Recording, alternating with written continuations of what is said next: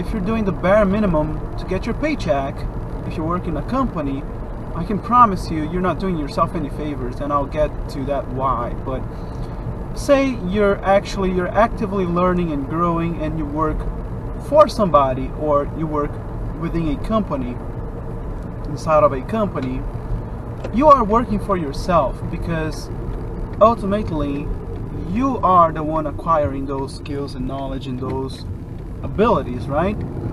So you're adding value to yourself and consequently to the organization. So it's a win-win situation. The problem is, it is our nature to get comfortable. It's easy, why would I do more than I need to do? So you get comfy, and then you might find yourself doing just that you need to do to fulfill the basic needs of your duties and get your paycheck. And if your paycheck is good enough, it's even easier to get comfy. Oh, I make enough money, that kind of thing. It's not about the money, growth is about living up to your true potential, and that circles back to self-esteem.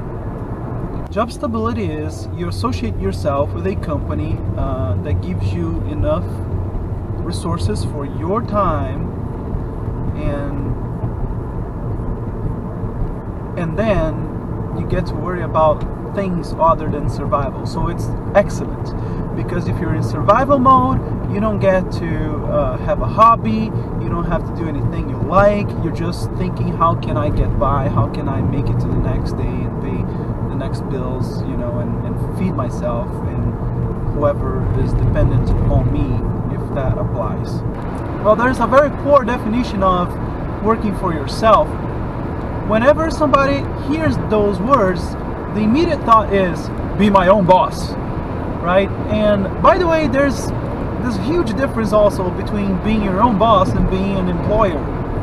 I'll get to that later.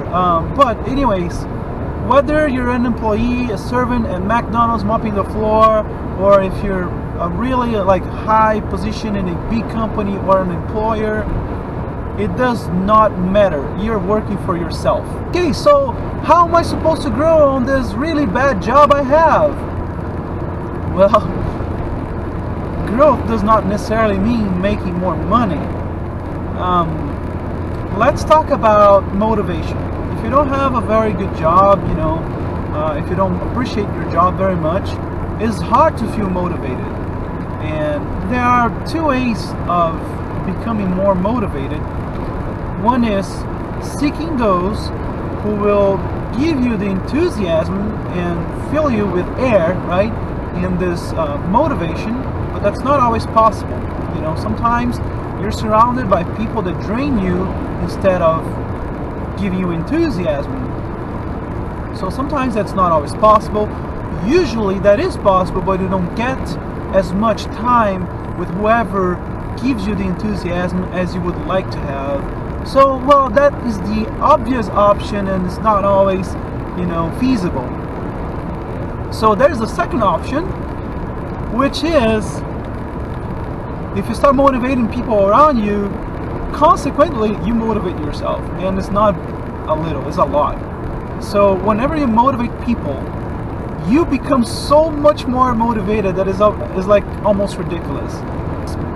Chances are, whoever are your work colleagues, they need more motivation. So this is one of the things you can do.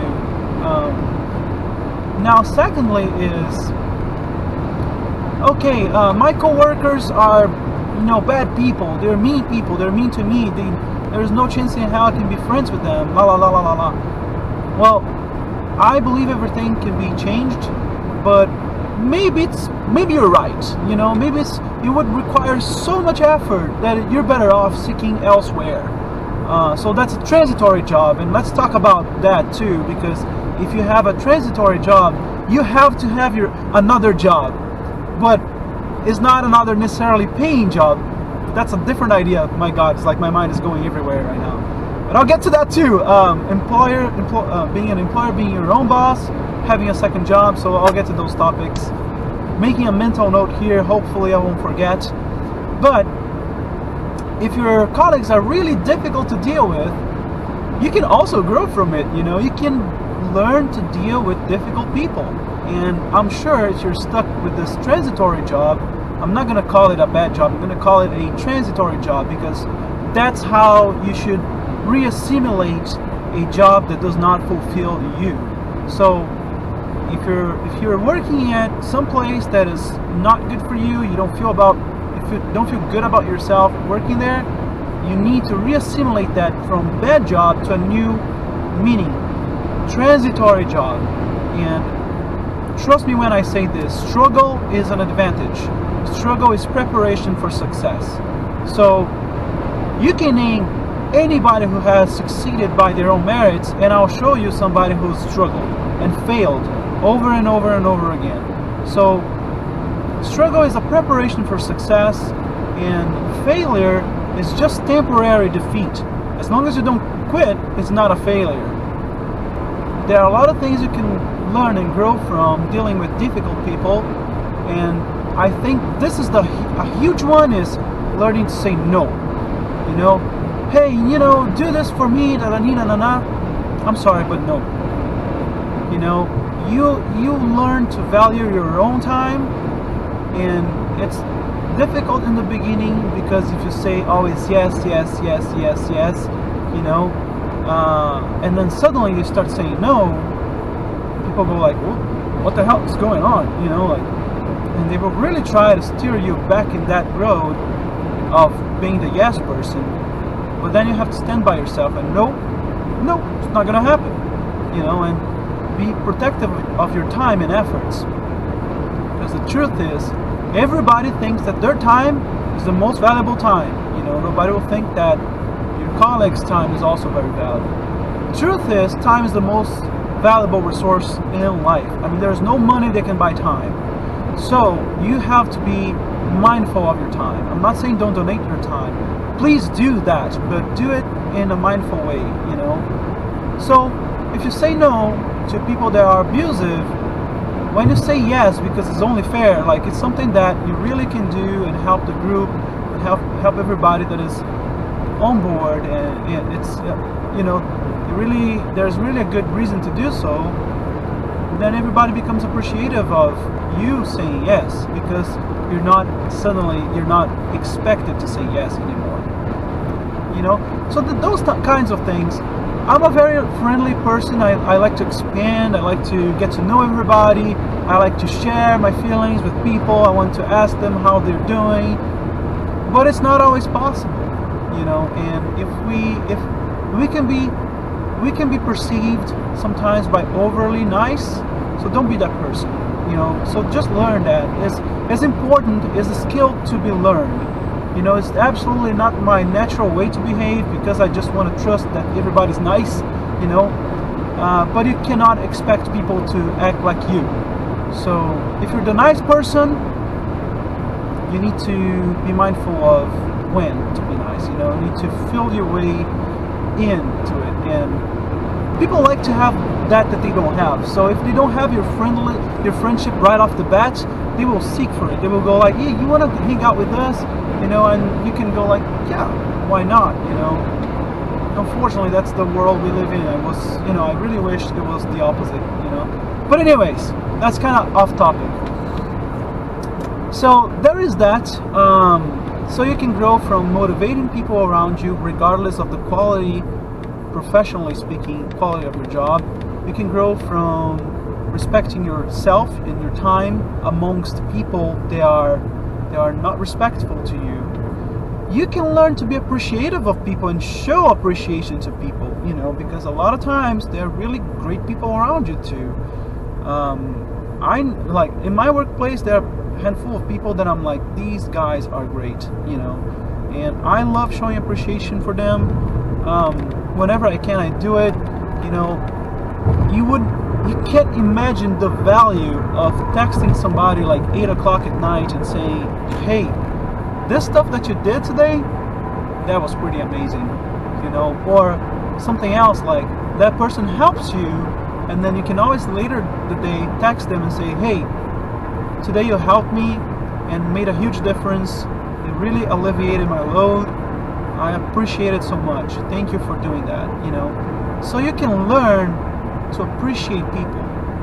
So all you see, all that I'm talking about, it really doesn't depend on what is your job, whether you're making huge money or very little money, it doesn't matter. You can learn all these things. Here's the limit by yourself.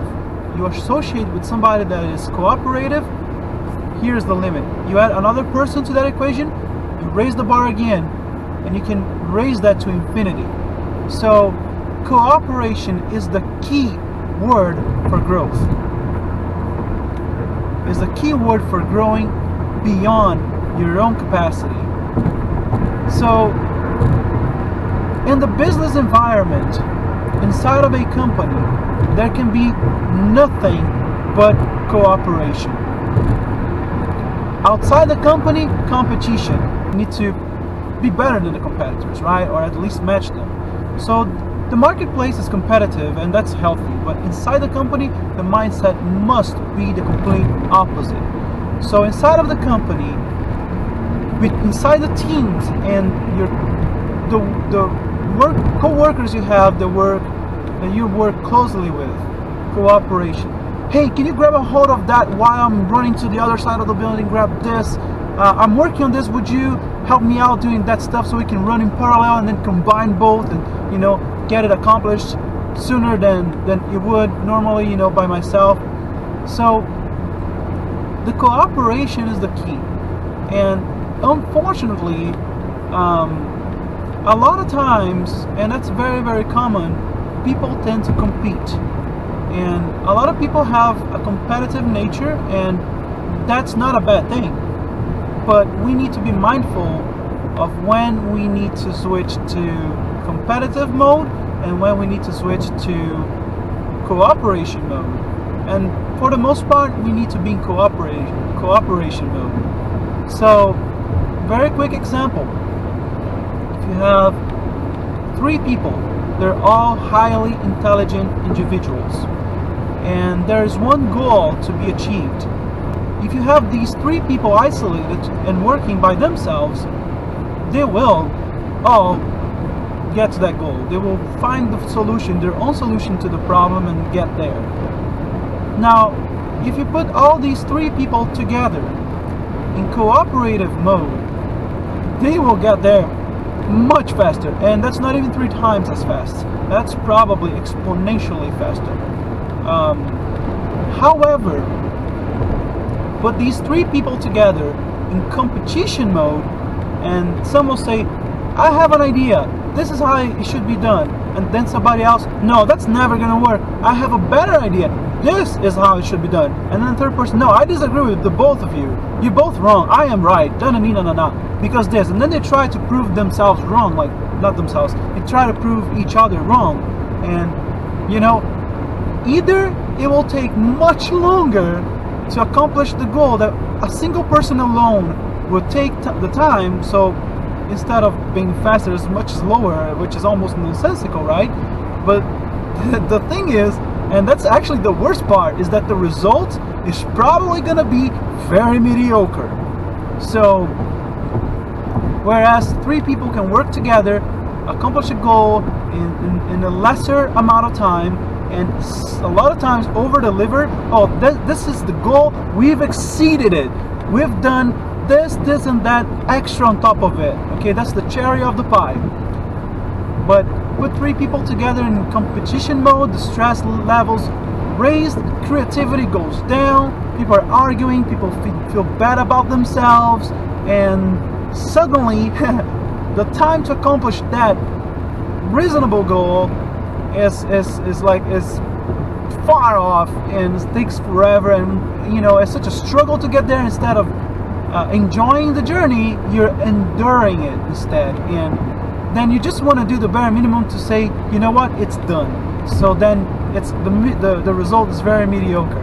So I cannot emphasize enough how cooperation outweighs competition. So the biggest skill I think you can learn in any job is the cooperation. Whether you work in a kitchen, in a company, with an army of engineers, whatever you're doing, cooperation. Cooperation, cooperation, cooperation. Ask yourself, am I being cooperative? I'd like to think that I've come a long way in developing the skill of, I don't like that person. I still don't like the person. There's probably nothing in the world that can make me like the person, but I will cooperate with that person.